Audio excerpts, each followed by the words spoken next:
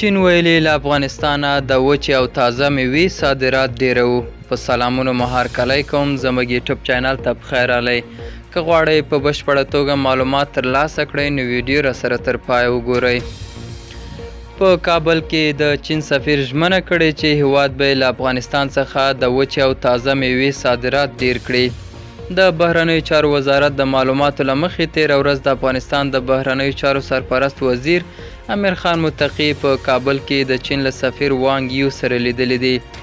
د سرچینې په خبره چینایي لوري ژمنه کړې چې د افغانستان اړوند ادارو سره به کار کوي څو چین ته د افغانستان د وچې او تازه میوې د صادرولو لپاره زمینه برابره شي.